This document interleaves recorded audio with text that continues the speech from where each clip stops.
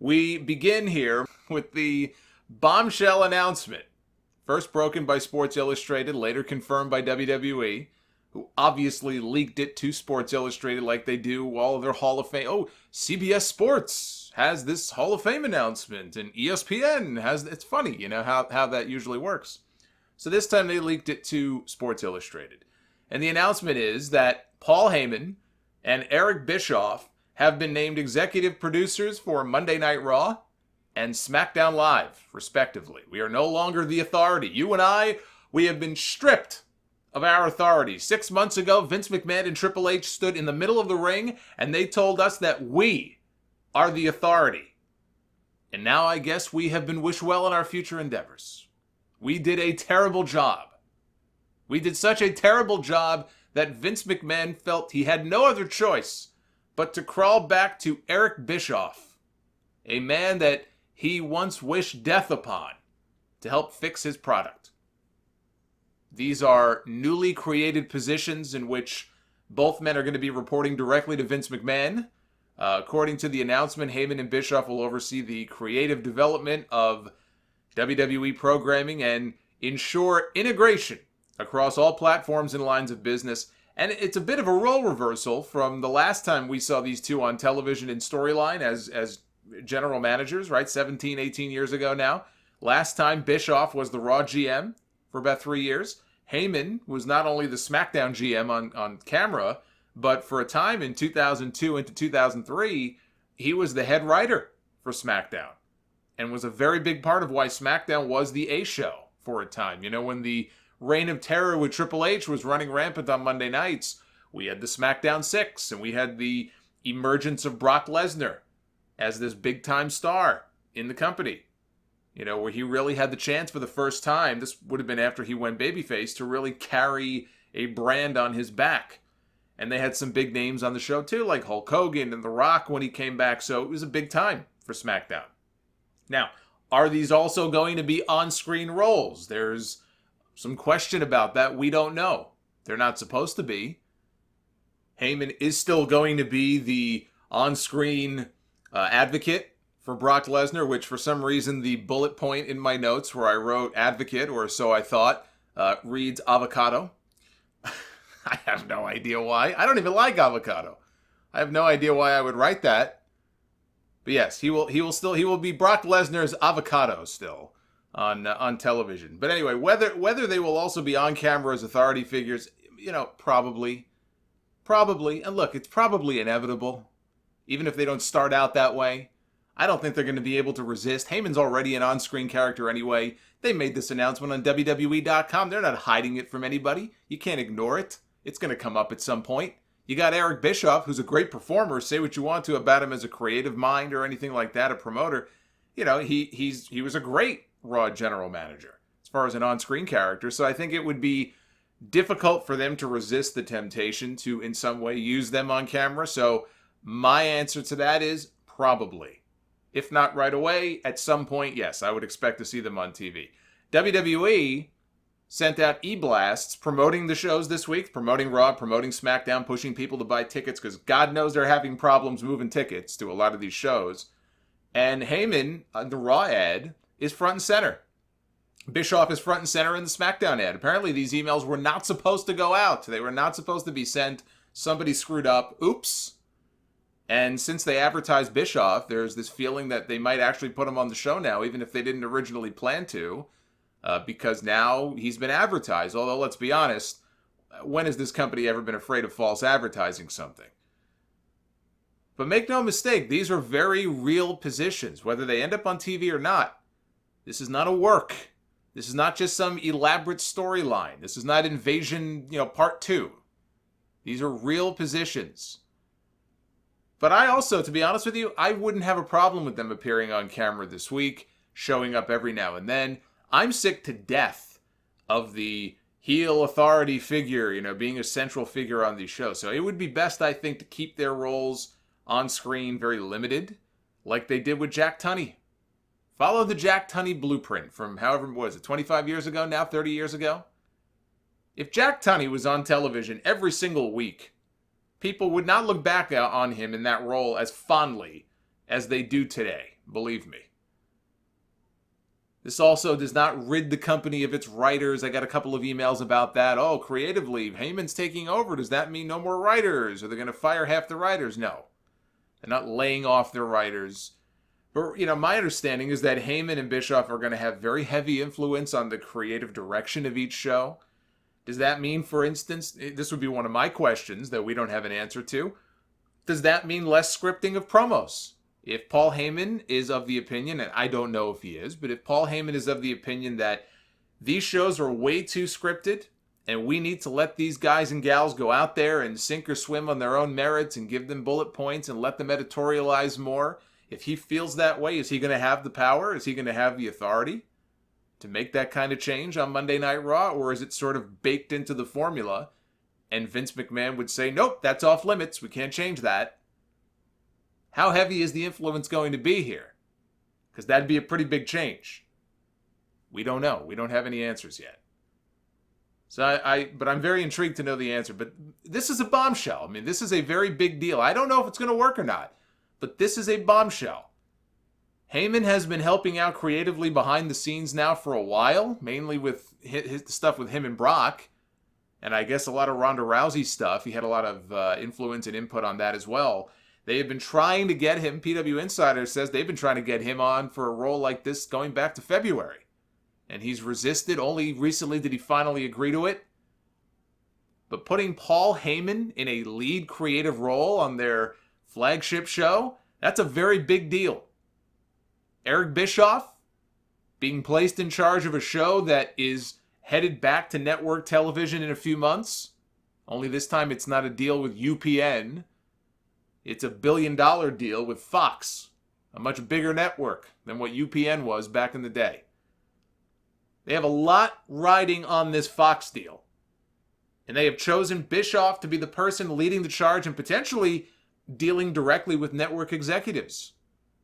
That's a lot of faith and a lot of trust that they are putting in a man who, credit where credit is due, he was able to convince Ted Turner to give him 2 hours of live primetime television, primetime real estate on Monday nights to compete with Vince McMahon, a move that single-handedly changed the entire wrestling business, and it led to the biggest boom period of all time. It was his idea to showcase the cruiserweights on Nitro and talent from all over the world. From Mexico, from Europe, Das Wunderkind, right, from Japan. There's a lot of international influence on Nitro in those early years. That was Bischoff's idea. The NWO was an idea that he got from something he saw in Japan. There was something very similar that was done in Japan that he saw or became aware of. And, but still, he took the idea, he adapted it for WCW, and that turned the company into the #1 wrestling company in the country, if not the world, for about a 2-year period. He has a podcast now called 83 Weeks. It's named after the number of weeks that his show kicked Raw's ass in the ratings. He was smart enough to recognize that they had something special in Bill Goldberg. You think the idea with Bill Goldberg when he first popped up on the scene, hey, we're going to put this guy in a 175-0 undefeated streak. No! He started to build some momentum. He happened to be undefeated. They didn't get in their own way and beat him too early. He started to build momentum, and Bischoff was smart enough to be one of the people who recognized that. So they went with it. And they kept him unbeaten. He became the biggest star the company ever created. You could say, well, Sting had more longevity and all that, but I would argue in terms of, and Steve Austin's the same thing. Steve Austin's run at the top was not nearly as long as somebody like Hulk Hogan. But you can make the argument that for that short period of time, there was nobody ever as popular as Steve Austin. That was Goldberg in WCW. These are all things that happened on Eric Bischoff's watch, and he deserves credit for that. But he does not have much in the way of success to point to wrestling-wise in the 20 years that came after that. That was 20 years ago. Over 20 years ago. I think by 99 he was already out of power. Then they brought him back. It was a whole clusterfuck. But that was over 20 years ago. Now, I thought he was great, like I said before, on screen in the role of Raw General Manager. He was great, but that was strictly a television role. He had no power behind the scenes. He wasn't a a writer. He wasn't a booker. He had no executive role in the company. It's been 20 years since this man had any kind of measurable success creatively. His TNA run was a bust. I mean, this is the man who gave us, and by the way, happily takes credit for, Aces and Eights, which was great for Bully Ray and his career, reinvigorated him, but not so much for everybody else. Certainly not for Impact Television. That was back when I was still watching the show. You can all remember my Aces and Eights rants and all my reviews from that period, when I actually enjoyed watching Impact. Until then. But Heyman is said to be very up on everything as far as Raw is concerned. He's familiar with everybody, all the ongoing storylines. He's at Raw every single week. Bischoff, on the other hand, he is familiar with very little of what's going on. He is not watching the television week to week, at least not up until recently. I'm not sure that's such a terrible thing, given the state of the product. To have somebody go in there blind with a fresh pair of eyes, he'd probably take one look at this shit and say, what the fuck? What have I gotten myself into here? He may be walking into a buzzsaw. So he is not up on everything that's been going on. But he's going to need a crash course in who these people are and what the key storylines have been, because he does not follow week to week. He's like a lot of fans now. Both men are going to be at the shows this week, at least backstage. This will not be a case where they do a hard reset on the shows or vacate all the titles, start from scratch, nothing like that. And we're not going to start seeing their ideas right away. This is going to be a gradual process where their ideas and their influence are seen over a period of weeks and months. This is not going to be like you snap your fingers and all of a sudden these shows are back to being great again. It's not how this is going to work. What do I think of the move? I think it's great. I think it's great. Even after everything I just said about Eric Bischoff, and I'm not the biggest Bischoff fan, especially after his stint in TNA, and people have every reason to be skeptical about him in that role. I was excited when I heard this news because these shows are in such dire need of an overhaul. This is exactly the kind of shakeup they need right now. We have reached panic mode. We have reached panic mode, people. Sound the alarm bells. 3,500 people in attendance for Monday Night Raw this past week. 2,500 people for SmackDown. Record low television ratings. These shows are as bad as they have ever been. And Pete Dunne, he tweeted this week. Boy, there was a lot of tweeting going on this week. Pete Dunne tweeted this week that he was never a fan of the wrestling business, just a fan of the wrestling. All of you that are the same way, we appreciate you. I guess implying everybody else, go fuck yourself. But that was what Pete Dunne tweeted. And that's a nice line and all, very cute, very catchy. But I'm a fan of both. I don't know about you. I'll speak for myself. I'm a fan of both. I like hearing about and reading about and talking about wrestling in all facets, business and otherwise. Because I am not 6 years old anymore. And because I find it interesting. No different than I'm interested in not just watching movies, but reading about how they did at the box office last weekend. I don't have a financial stake in these movies. I wish I did. I don't have a financial stake in them. I just find it interesting to read about how they're doing. There's a reason that a lot of people read websites like Variety and Deadline Hollywood. So for the people who say to me sometimes, why do you talk about attendance? Who cares? Why do you care about ratings? Just enjoy the show. Those things are not mutually exclusive. You can talk about and be interested in all of the above. And this just highlights how bad the problem has gotten. In terms of those numbers I just gave you. And in terms of the overall interest in the product. 3,500 people at Monday Night Raw. What are they, back at the Fernwood Resort for Raw back in 94? So it's time for a change. And yes, I am aware that we are leaning back on two people who led promotions that have been dead for 20 years. But it's something other than the status quo. They can no longer get by just maintaining the status quo. Those days are over. They created this mess. Now they have to try to find a way to fix it and dig themselves out. If they're serious about this, if Vince McMahon is serious about this, that is a good thing. That is something to be encouraged by. But that leads me to the key point here, which I'm sure a lot of you are screaming right now into your phone or whatever you're listening to this on, which is that Vince McMahon is still the man in charge. They are reporting directly to Vince McMahon. Vince McMahon will still have final say on what you and I see on television every single week. He is still the lead creative force and visionary in WWE. It's his company. He's not surrendering control, so it's still his company. He calls the shots. And that right there is reason enough to be skeptical. I mean, how much creative influence is Heyman and Bischoff are they actually going to have? How long is their leash going to be? How long before we start hearing stories leak out of clashes behind the scenes and shouting matches? How long until somebody resigns out of frustration? I mean, I hate to be Debbie Downer here because I actually think this is great news, and I'm trying to be optimistic about this, and I'm looking forward to seeing how all of this plays out. But nothing will ever truly change so long as it's the same person in charge, and that person is still Vince McMahon. Fightful.com spoke to a whole bunch of wrestlers and different employees in the company, and to a T, they were all blindsided by this. Nobody saw this coming.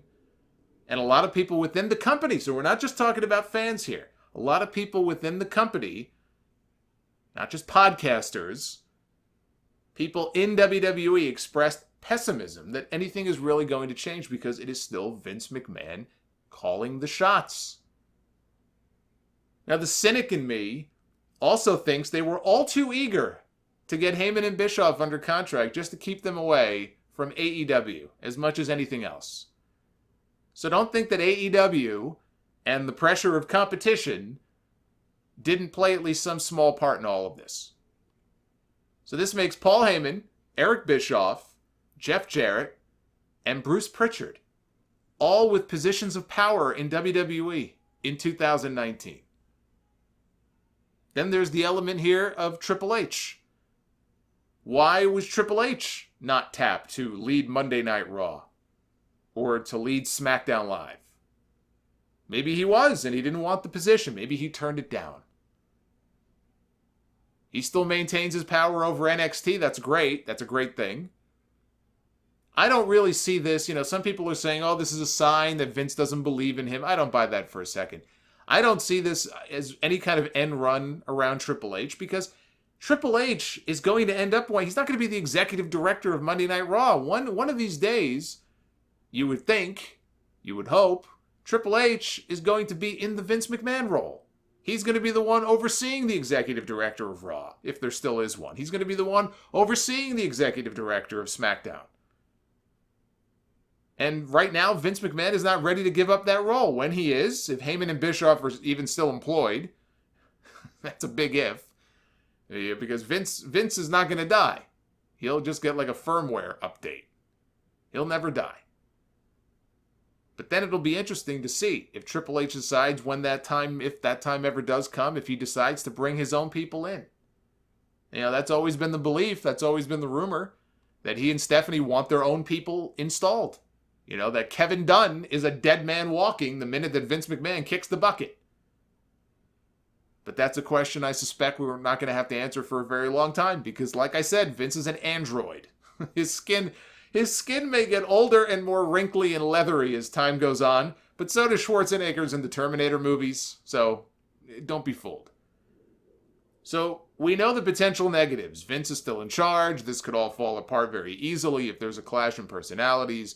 Now let's look at the potential positives and why I think this is such a good thing. First of all, it is an acknowledgement from the very top that the product sucks. And it is in dire need of changes. You cannot fix a problem if you do not first admit that there is a problem. This is an admission. This is a confession that there is a problem. So I don't want to hear from these people, all you guys are being too, all you people are being too negative. Everything's fine. What's that guy on Twitter? I blocked him years ago, Cody something or everything's great. There's nothing wrong with These people they're out of their fucking minds. These people are out of their minds. Well, guess what? You can't say that anymore. Because if everything was so great, and if everything was so perfect, they wouldn't have to make these moves in the first place. So this is an acknowledgement that the product sucks and something has to change.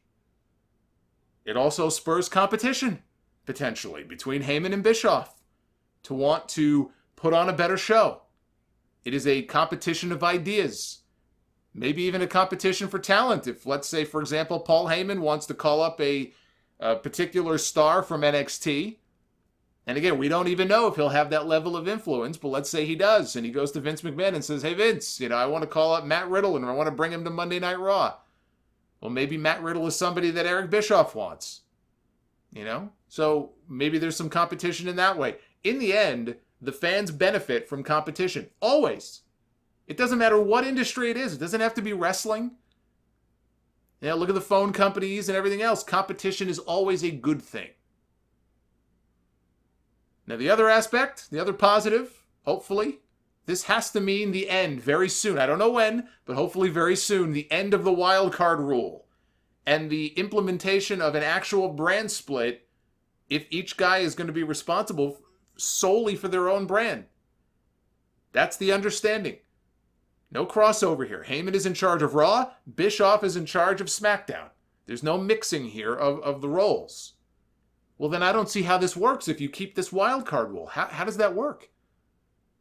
If Paul Heyman is overseeing the talent and the creative on Monday Night Raw, how are you going to take talent from his show and just plop them on SmackDown every week? How is that going to work? The answer is it won't. It doesn't work. So hopefully this is the beginning of the end of this stupid wild card rule. This video floating around of an interview that Eric Bischoff did, I want to say it was last year. Could have been earlier this year, maybe last year, with the Inside the Ropes folks over in the UK. And he made some great points, talking about the brand split or lack thereof, and they're not doing it the right way. It's not a true brand split, and just talking about the elements of how it should work, the right way to do it. And it was encouraging. When you watch the video and you listen to what he's saying all the right things. So I certainly hope that he is still a believer in that, and he can do a better job than they're doing right now, if they're going to keep this brand split, of making it more of a true split. That gives, I think, one who hears that reason to be and feel encouraged. I think there's a lot of other things that can be done to make the two shows look and feel different and unique from one another, kind of restoring their own identities. Don't make them carbon copies of each other. Unfortunately, SmackDown, a once great show in the last couple of years, it wasn't all that long ago that SmackDown was the safe haven from the garbage that we see on Monday nights. And now SmackDown has turned into Raw Light. It's Raw with 1 hour cutoff. Which, by the way, should be an example to people who think that by bringing Raw back down to 2 hours, which I would be totally in favor of, but is never going to happen, that just by making Raw 2 hours again, all of a sudden it's going to make the show great again. Take SmackDown as an example. That's not how this works. I think you can have 90 minutes of Raw, and it would still be hit or miss most weeks. There's the question of, do you have another draft? Do you have a shakeup, a superstar shakeup before the Fox debut for SmackDown? I think it's something that should be considered. I think you might even want to consider doing them twice a year. So there's a lot of ideas. And I'd love to hear some of yours too, because everybody's got ideas. Some are not so great. And there are people who will float a lot of great ideas. There's a lot of different things they could be doing. But at the end of the day, this is the last point I'll make on this. And this is why I think this is a good thing. It's change. Maybe it's some old faces. It doesn't feel like change. Same faces from 20 years ago. But change is what is desperately needed in this company right now. I can't tell you if it's going to work or not. I cannot sit here in June of 2019 and look into the future and say this thing is going to be a rousing success or this thing is going to be a colossal fail. I think there's more working against it, but I want to see it succeed. And anybody who tells you, they know how it's going to work out, they're lying to you. They don't. Nobody knows. They don't know. But at least they're trying something. And that can't be anything but a positive right now. Anybody trying to spin this as a negative, they're missing the point here. They're missing the big picture here. So let's all keep an open mind, because keeping an open mind is much better than losing your mind, and we've already done enough of that.